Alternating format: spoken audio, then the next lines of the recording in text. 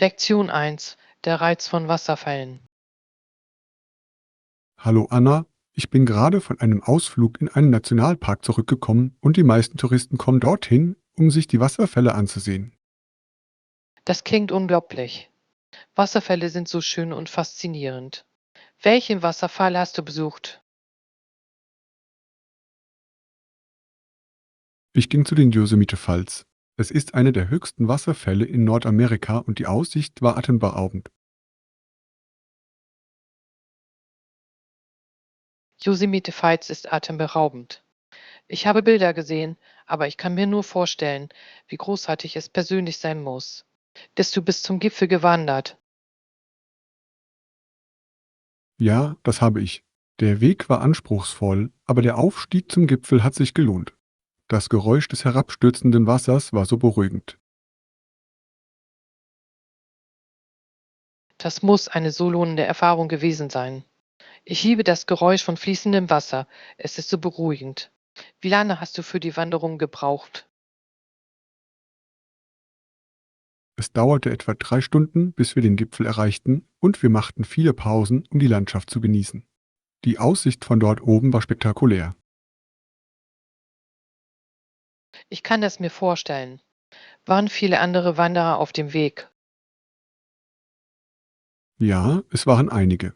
Besonders in den Sommermonaten ist es beliebt. Alle waren gespannt auf die Wasserfälle.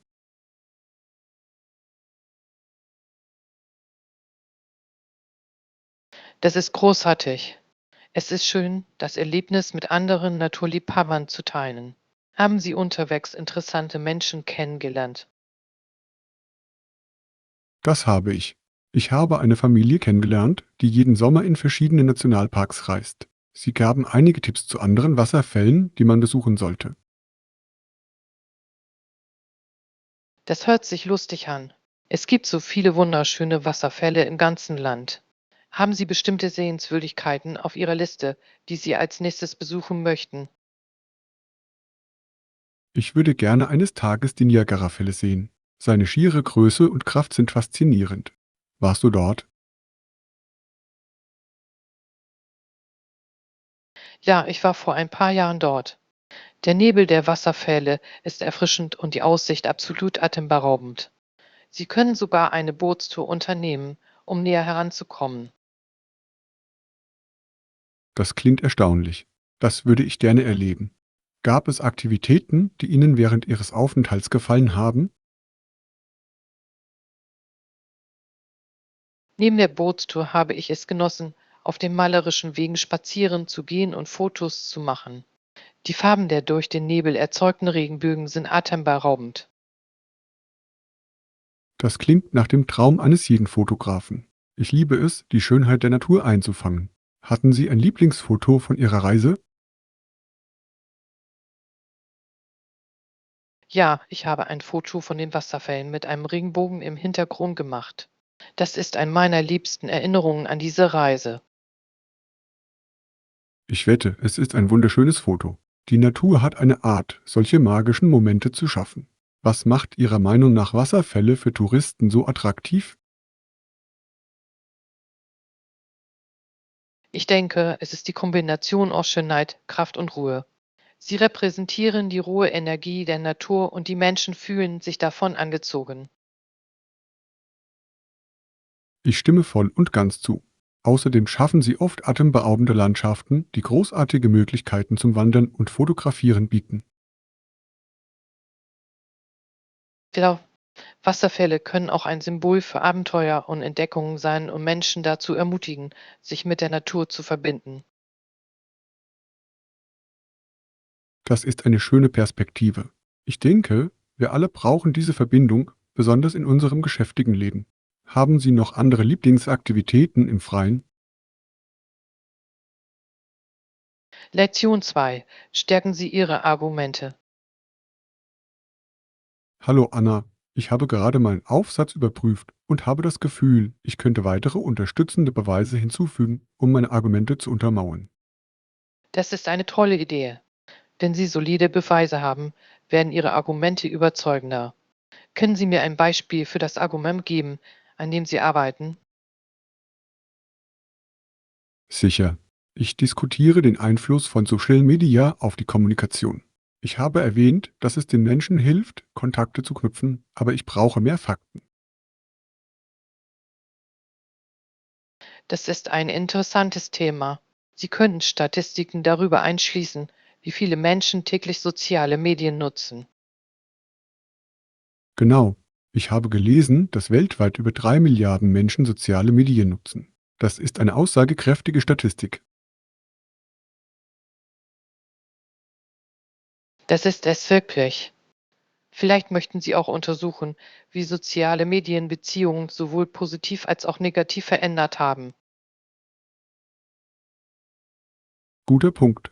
Ich könnte darüber sprechen, welche Vorteile es hat, mit Freunden und Familie in Kontakt zu bleiben und welche Risiken Online-Missverständnisse mit sich bringen.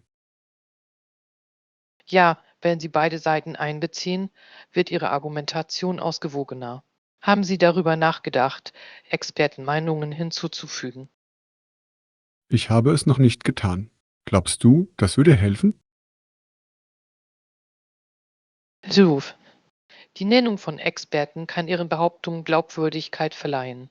Sie könnten beispielsweise einen Psychologen über die Auswirkungen sozialer Medien auf die psychische Gesundheit zitieren. Das ist ein toller Vorschlag. Ich werde nach Artikeln oder Studien suchen, die meine Argumente untermauern. Wie wäre es mit persönlichen Anekdoten? Persönliche Geschichten können sehr effektiv sein. Sie machen das Thema nachvollziehbar und können Ihre Argumentation anschaulich veranschaulichen. Die Idee gefällt mir. Ich könnte meine eigenen Erfahrungen mit sozialen Medien teilen und wie es mir geholfen hat, mit Freunden im Ausland in Kontakt zu bleiben. Das würde eine persönliche Note hinzufügen. Stellen Sie einfach sicher, dass es zu Ihrem Hauptargument passt.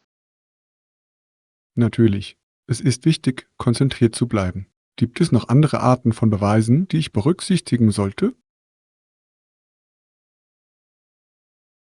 Möglicherweise möchten Sie auch Fallstudien oder Beispiele aus der Praxis einbeziehen.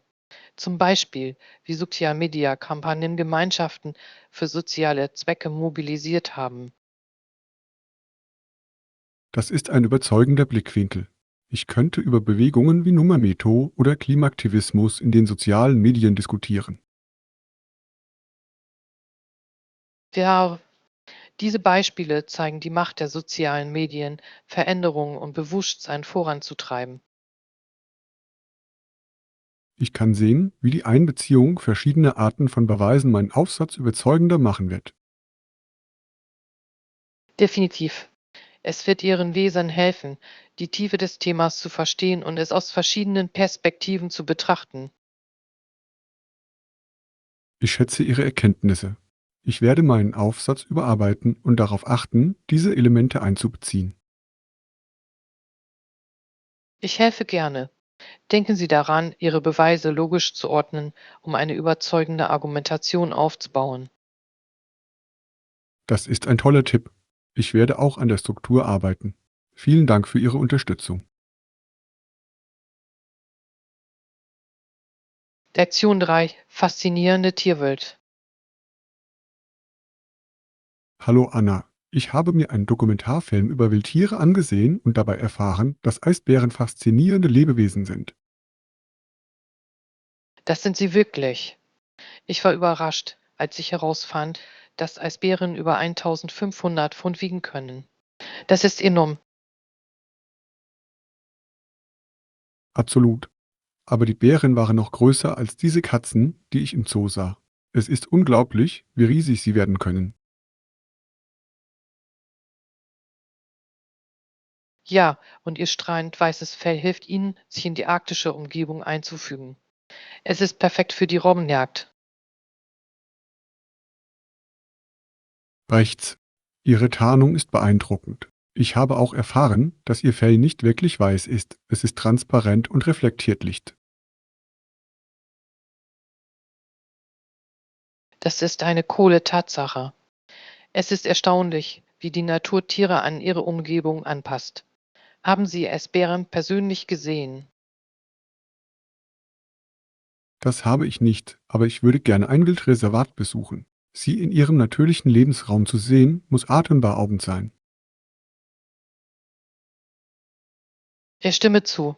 Ich denke, der beste Weg, ihre Schönheit zu schätzen, ist in der Wildnis. Waren Sie schon einmal in einem Nationalpark? Ja, ich habe die Lostone letztes Jahr besucht. Die Landschaft war atemberaubend und ich sah einige Bisons herumlaufen.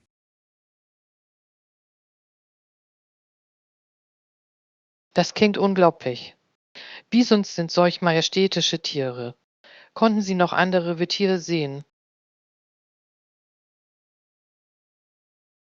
Ich habe einige Elche und sogar ein paar Weißkopfseeadler gesehen. Es war eine tolle Erfahrung, sie in ihrer natürlichen Umgebung zu beobachten. Es muss aufregend gewesen sein. Nationalparks eignen sich perfekt, um Wildtiere zu beobachten und die Natur zu genießen. Definitiv. Ich liebe es, wie sie Lebensräume für verschiedene Arten schützen. Waren Sie schon einmal in einem Nationalpark? Ich habe Yosemite vor ein paar Jahren besucht. Die riesen Mammutbäume waren beeindruckend und ich wanderte zu einigen atemberaubenden Aussichtspunkten. Yosemite ist berühmt für seine atemberaubende Landschaft. Haben Sie dort Wildtiere gesehen? Ja, ich habe aus der Ferne Rehe und sogar ein paar Schwarzbären gesehen. Es war spannend, aber auch ein bisschen nervenaufreibend. Ich kann es mir vorstellen. Es ist wichtig, Ihren Freiraum zu respektieren. Haben Sie bei Ihrem Besuch etwas Interessantes über Bären erfahren? Das habe ich. Ich habe gelernt, dass Schwarzbären leicht auf Bäume klettern können, um Gefahren zu entgehen, während Eisbären eher für eisige Umgebungen geeignet sind.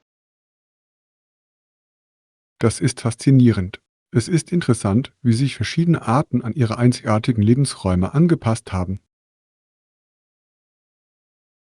Ja, jedes Tier verfügt über eigene Fähigkeiten, die ihm zum Überleben verhelfen. Haben Sie darüber nachgedacht, andere Parks zu besuchen? Als nächstes würde ich gerne den Glacier-Nationalpark erkunden. Ich habe gehört, dass die Aussicht absolut atemberaubend ist, vor allem auf die Berge und Seen.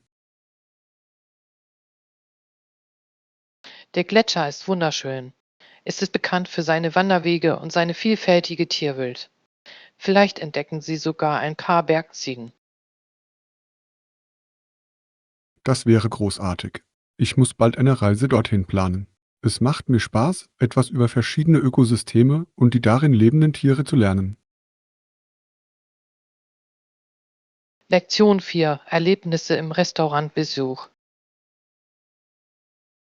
Hallo Anna, ich bin kürzlich in einem neuen Restaurant essen gegangen und fand die ganze Erfahrung ziemlich interessant.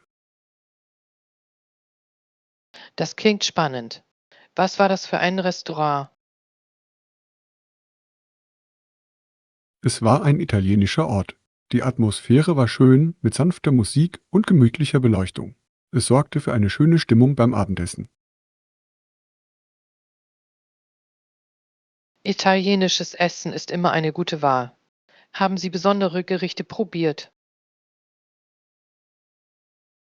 Ja, ich hatte eine köstliche Pasta mit Meeresfrüchten und einer cremigen Sauge. Es war reichhaltig und aromatisch.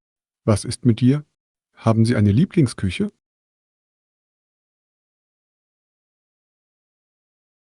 Ich liebe thailändisches Essen. Die Ausgewogenheit der Aromen, süß, würzig und sauer, erregt immer wieder meinen Gaumen. Thailändisches Essen ist fantastisch. Waren Sie schon einmal in einem thailändischen Restaurant, wo Ihnen ein Menü mit Gewürzen serviert wird? Ja, das habe ich.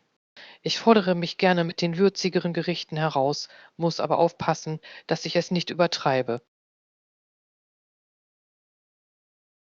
Das ist klug. Es geht darum, die richtige Balance zu finden. Wie gehen Sie denn normalerweise mit der Rechnung um, wenn Sie mit dem Essen fertig sind? Wenn ich mit dem Essen fertig bin, bringt der Kellner normalerweise die Rechnung oder den Scheck, wie manche es nennen. Dann bezahle ich das Essen und gebe für guten Service ein Trinkgeld. Genau. Ich denke, dass es eine nette Geste ist, ein Trinkgeld zu geben. Es zeigt Wertschätzung für den Service. Wie viel Prozent verlassen Sie normalerweise?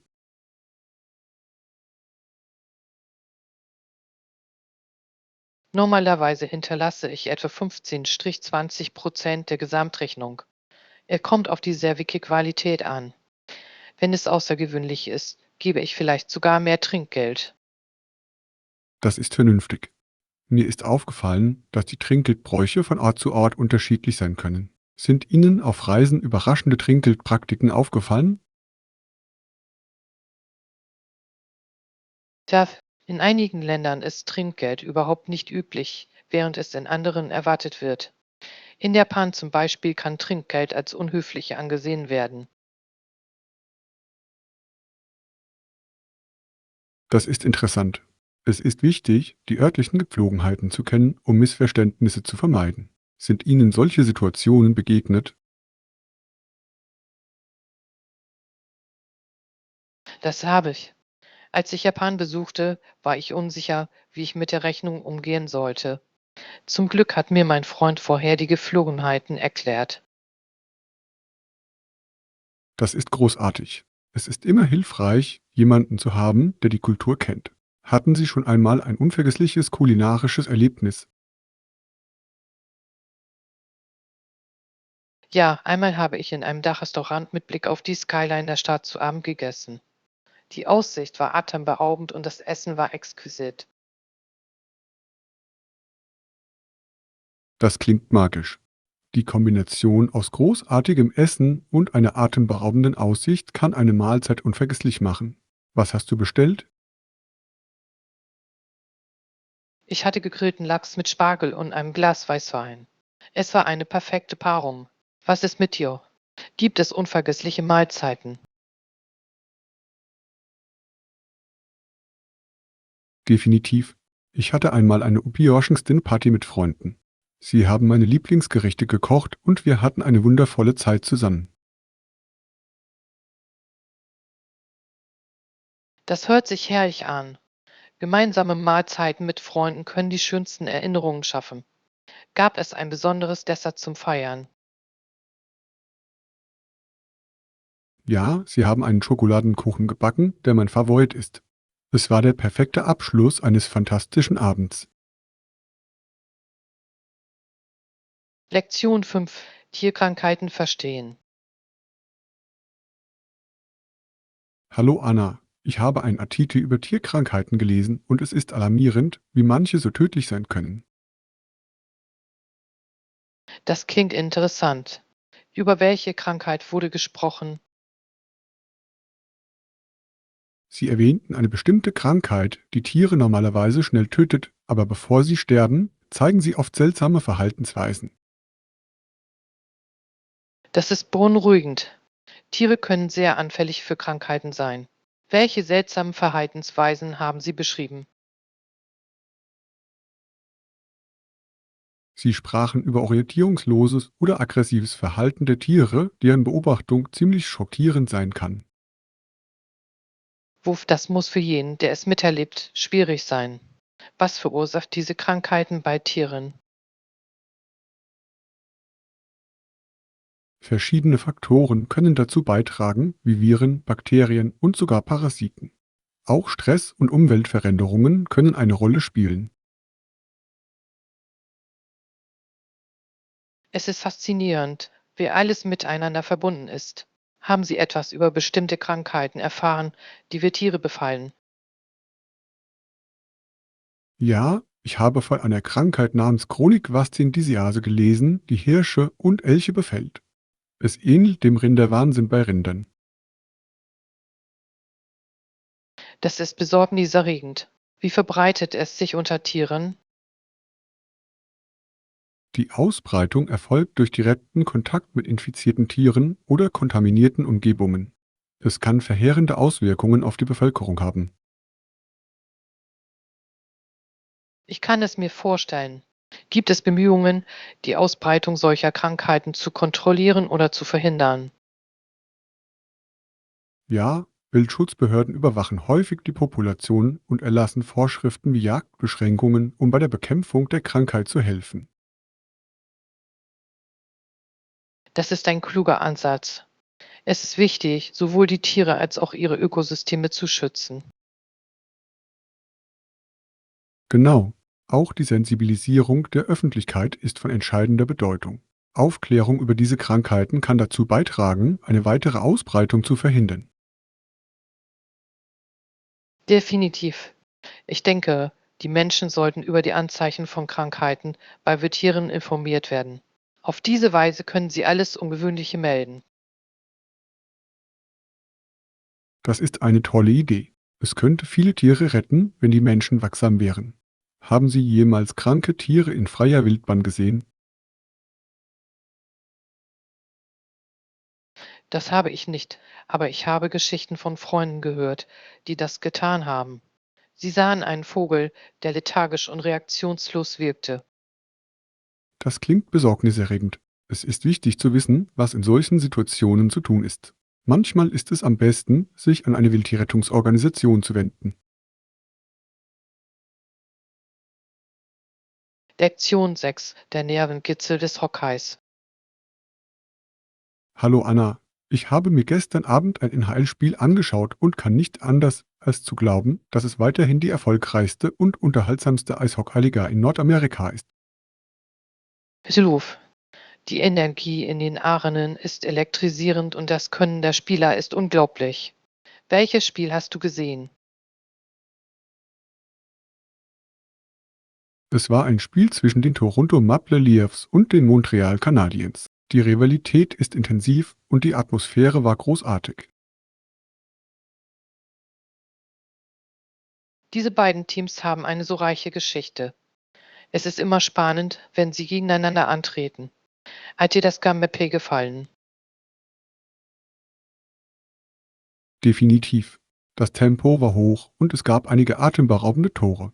Die Spieler wissen wirklich, wie man eine Show abliefert. Ich liebe es, wie sie Geschicklichkeit, Geschwindigkeit und Strategie kombinieren. Haben Sie selbst schon einmal Hockey gespielt?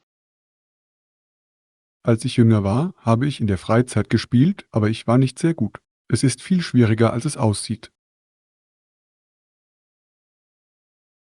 Ich kann es mir vorstellen. Allein das Eislaufen erfordert viel Übung. Ich habe es versucht und mehr Zeit mit Stürzen als mit Schlittschuhlaufen verbracht. Ebenfalls. Aber es macht so viel Spaß, wenn man erst einmal den Dreh raus hat. Hatten Sie als Kind ein Lieblings-NHL-Team? Ja, ich war ein großer Fan der Chicago Blackhawks. Ihr Spielstil hat mich immer beeindruckt, besonders während ihrer Meisterschaftsläufe. Sie waren eine Zeit lang dominant. Ich bewunderte ihre Teamarbeit und die Art und Weise, wie sie ihre Spielzüge ausführten. Es ist inspirierend zuzusehen. Es ist interessant, wie sich die TM-Dynamik jede Saison ändern kann. Manche Teams überraschen alle mit ihrer Leistung. Absolut. Letzte Saison hatte die Colorado Avalanche einen unglaublichen Lauf. Es ist spannend zu sehen, wie Außenseiter-Teams sich dieser Herausforderung stellen. Ja, und die Playoffs sind immer voller Überraschungen. Die Intensität und der Druck können zu unerwarteten Ergebnissen führen. Ich liebe die Playoff-Atmosphäre. Noch spannender werden die Spiele, wenn der Einsatz hoch ist. Schauen Sie sich jedes Playoff-Spiel an.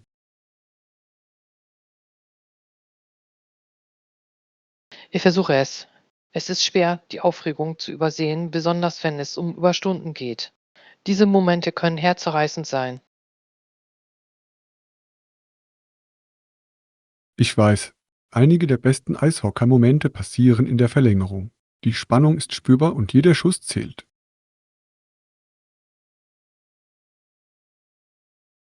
Ja, und der Jubel nach einem Siegtor ist unvergesslich. Die Spieler und Fans teilen große Freude und Erleichterung.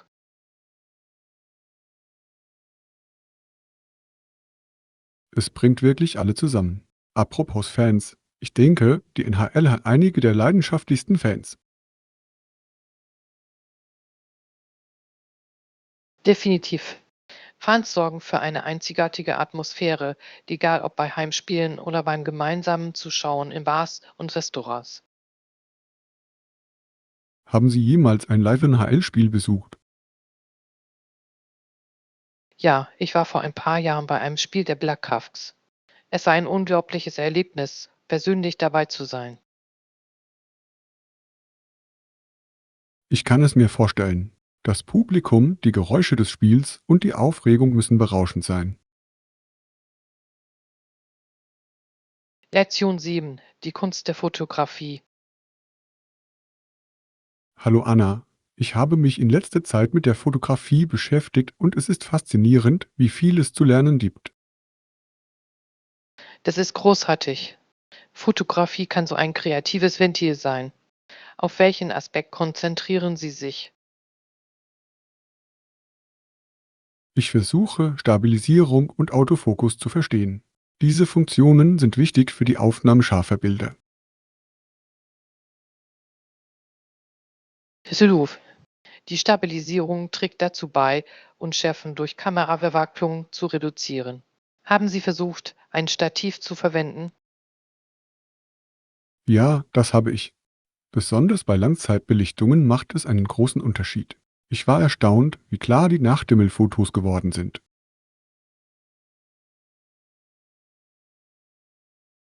Nachtfotografie ist wunderschön. Welche Einstellungen verwenden Sie für diese Aufnahmen? Normalerweise stelle ich eine längere Belichtungszeit und einen höheren ISO ein. Es hilft, mehr Licht einzufangen. Was ist mit dir? Haben Sie Lieblingsfotografie-Techniken?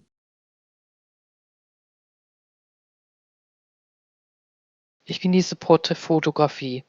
Ich liebe es, mit der schärfen Tiefe zu spielen, um den Hintergrund unscharf zu machen und das Motiv hervorzuheben. Das ist eine tolle Technik. Die Verwendung einer großen Blende kann diesen Effekt tatsächlich erzielen. Haben Sie ein spezielles Objektiv für Porträts? Ja, ich verwende ein 50 mm Objektiv. Es eignet sich perfekt für Porträts und sorgt für einen schönen Bokeh-Effekt. Welches Objektiv bevorzugen Sie für Landschaftsaufnahmen? Normalerweise greife ich zu einem Weitwinkelobjektiv. Es fängt mehr von der Szene ein, was sich hervorragend für Landschaften eignet. Haben Sie schon einmal Landschaftsfotografie ausprobiert? Ja, ich liebe es, Berge und Seen einzufangen. Die Herausforderung besteht darin, die richtige Zusammensetzung zu finden. Die Zusammensetzung ist entscheidend. Ich verwende oft die Drittelregel, um ausgewogenere Bilder zu erstellen. Verwenden Sie bestimmte Richtlinien?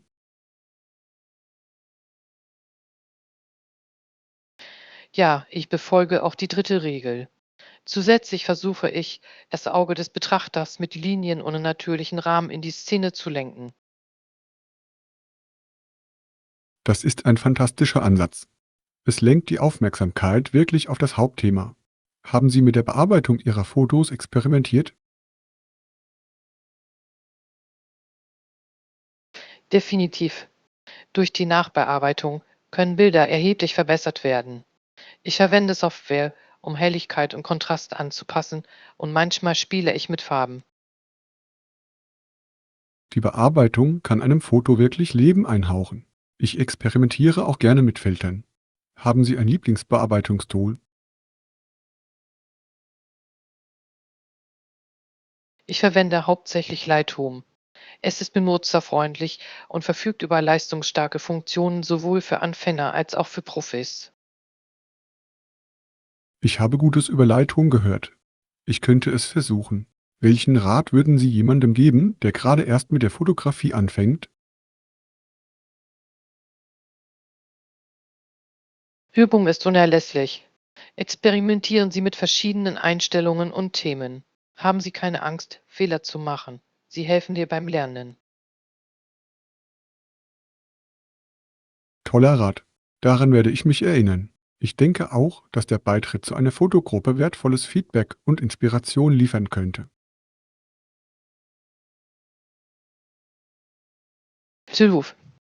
Wenn Sie Ihre Arbeit mit anderen teilen, können Sie Ihr Selbstvertrauen stärken und neue Ideen hervorbringen.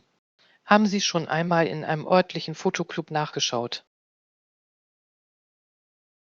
Ja, ich habe ein paar Clubs gefunden, die sich regelmäßig treffen. Ich freue mich darauf, mit anderen Fotografen in Kontakt zu treten und von ihnen zu lernen. Lektion 8. Stillvolle Haarideen. Hallo Anna, ich habe über Frisuren für eine Veranstaltung nachgedacht und bin dabei auf die Idee einer geflochtenen Hochsteckfrisur gestoßen. Es ist elegant und einfach zu Hause durchzuführen. Das hört sich herrlich an. Geflochtene Hochsteckfrisuren sind vielseitig und passen zu vielen Anlässen. Haben Sie es schon einmal versucht? Das habe ich nicht, aber ich habe mir online einige Tutorials angesehen. Sie lassen es so einfach aussehen. Ich liebe es, wie man den Look mit verschiedenen Arten von Zöpfen individuell gestalten kann. Ja, Sie können für Schwanzzöpfe, holländische Zöpfe oder sogar Seitzöpfe kombinieren, um einen einzigartigen Stil zu kreieren. Haben Sie einen bestimmten Zopf im Sinn? Ich tendiere zu einem holländischen Zopf.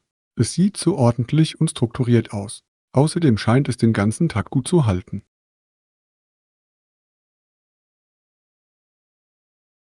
Tolle Wahl. Holländische Zöpfe eignen sich perfekt für mehr Volumen. Sie können auch an den Seiten ziehen, um einen entspannteren, unkonventionellen Look zu erzielen. Das ist ein guter Tipp. Mir gefällt die Idee, es etwas lockerer zu machen. Es fühlt sich lässiger und dennoch elegant an. Haben Sie schon einmal eine geflochtene Hochsteckfrisur für einen besonderen Anlass gemacht? Ja, letzten Sommer habe ich eines auf einer Hochzeit getragen. Ich habe einige Ziernadeln hinzugefügt, um ihm einen Hauch von Glamour zu verleihen. Es war ein Hit. Das klingt wunderschön. Accessoires können eine Frisur wirklich aufwerten. Was für Stifte hast du verwendet?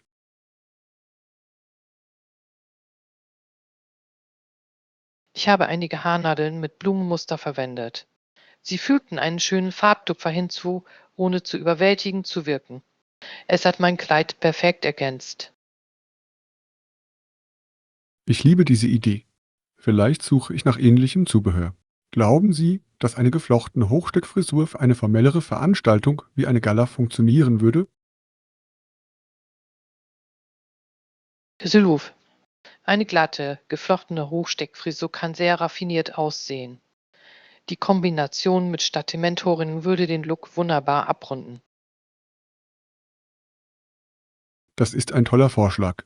Ich muss mein Outfit entsprechend der Frisur planen. Was halten Sie von Haarprodukten, die die Frisur fixieren?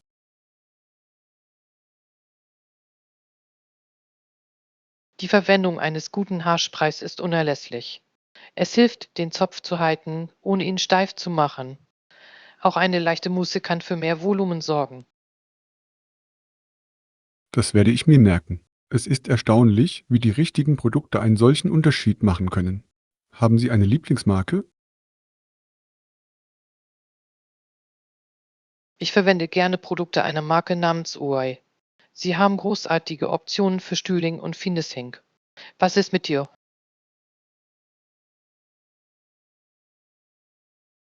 Ich habe Gutes über diese Marke gehört. Normalerweise bleibe ich bei einem einfachen Haarspray, bin aber auch offen für etwas Neues. Das Experimentieren mit verschiedenen Produkten kann Ihnen dabei helfen, herauszufinden, was für Ihren Haartyp am besten geeignet ist. Er dreht sich alles um Versuch und Irrtum. Das stimmt. Ich freue mich darauf, die geflochtene Hochsteckfrisur auszuprobieren. Vielleicht übe ich sogar vor der Veranstaltung, um mich sicherer zu fühlen. Definitiv. Wenn Sie ein paar Mal üben, können Sie die Technik besser beherrschen. Außerdem macht es Spaß, neue Stile auszuprobieren. Ich kann es kaum erwarten. Ich werde Sie wissen lassen, wie es ausgeht. Es ist schön, eine stillvolle Option zu haben, die sich auch zu Hause leicht umsetzen lässt. Bitte und zögern Sie nicht zu fragen, wenn Sie weitere Tipps oder Ideen benötigen. Ich helfe Ihnen gerne bei der Haarinspiration. Danke, Anna. Ich schätze es. Ich freue mich darauf, meine neue Frisur zu präsentieren. Lektion 9: Gesundheitsversorgung erkunden. Hallo Anna, ich habe in letzter Zeit viel über die Gesundheitsfürsorge nachgedacht. Es ist so ein wichtiges Thema. Hilf. Was interessiert Sie konkret am Gesundheitswesen? Ich bin fasziniert davon, wie Gesundheitssysteme funktionieren und wie sie die Ergebnisse für Patienten verbessern können. Das ist eine tolle Perspektive. Ich finde die Fortschritte in der Technologie, wie zum Beispiel der Telemedizin, wirklich interessant. Es verändert die Art und Weise, wie wir auf Pflege zugreifen. Ja, die Telemedizin hat es den Menschen erleichtert, Ärzte aufzusuchen, ohne weite Strecken zurücklegen zu müssen. Haben Sie es jemals benutzt? Ich habe Es war praktisch, wenn ich wegen eines kleineren Problems eine Beratung brauchte. Ich konnte bequem von zu Hause aus mit einem Arzt sprechen. Das ist ein riesiger Vorteil. Ich halte auch die Vorsorge für entscheidend. Die Aufklärung der Menschen über gesunde Gewohnheiten kann später die Notwendigkeit schwerwiegenderer Behandlungen verringern. Ich stimme voll und ganz zu. Regelmäßige Kontrolluntersuchungen und Vorsorgeuntersuchungen können Probleme frühzeitig erkennen. Was sind Ihrer Meinung nach heute die größten Herausforderungen im Gesundheitswesen? Eine große Herausforderung ist der Zugang. Nicht jeder hat den gleichen Zugang zu hochwertiger Gesundheitsversorgung, was zu unterschiedlichen Gesundheitsergebnissen führen kann. Das ist ein bedeutendes Problem. Ich glaube, dass die Beseitigung dieser Unterschiede für die Schaffung eines gerechten Gesundheitssystems von wesentlicher Bedeutung ist. Definitiv. Darüber hinaus machen es die steigenden Kosten für die Gesundheitsversorgung vielen Menschen schwer, sich notwendige Behandlungen zu leisten. Ja, die Erschwinglichkeit der Gesundheitsversorgung ist ein entscheidendes Anliegen. Es ist frustrierend zu sehen, dass Menschen aus Kostengründen davor zurückschrecken, Hilfe zu suchen. Das ist es wirklich. Ich denke, dass politische Änderungen erforderlich sind, um die Gesundheitsversorgung für alle zugänglicher und erschwinglicher zu machen. Das stimmt. Auch Initiativen im Bereich der öffentlichen Gesundheit können dazu beitragen, einen gesunden Lebensstil zu fördern und langfristig die Gesundheitskosten zu senken. Rechts. Gemeinschaftsprogramme, die sich auf Ernährung und Bewegung konzentrieren, können positive Auswirkungen haben. Haben Sie in Ihrer Region erfolgreiche Programme gesehen? Ja, es gibt eine lokale Initiative, die kostenlose Fitnesskurse und Workshops zum Thema gesunde Ernährung anbietet. Es ermutigt die Menschen, Verantwortung für ihre Gesundheit zu übernehmen. Das klingt erstaunlich. Die Unterstützung der Gemeinschaft kann einen großen Unterschied darin machen, Einzelpersonen zu einem gesünderen Leben zu motivieren. Das denke ich auch. Es ist inspirierend zu sehen, wie Menschen zusammenkommen, um ihr Wohlbefinden zu verbessern. Was denken Sie über die psychiatrische Versorgung? Psychische Gesundheit ist genauso wichtig wie körperliche Gesundheit. Ich weiß es zu schätzen, dass es mittlerweile mehr Bewusstsein für psychische Gesundheitsprobleme und den Bedarf an Unterstützung gibt. Hilf. Die Überwindung der Stigmatisierung der psychischen Gesundheit ermutigt mehr Menschen, Hilfe zu suchen, wenn sie brauchen. Genau. Der Zugang zu psychosozialen Diensten ist von entscheidender Bedeutung, insbesondere in Schulen und am Arbeitsplatz. Es kann Menschen wirklich dabei helfen, mit Stress und Herausforderungen umzugehen. Ich stimme zu. Durch die Implementierung von Programmen zur psychischen Gesundheit in Schulen können Kinder schon in jungen Jahren über emotionales Wohlbefinden informiert werden. Das ist eine tolle Idee. Frühzeitige Bildung kann eine Grundlage für gesündere Bewältigungsmechanismen in der Zukunft schaffen.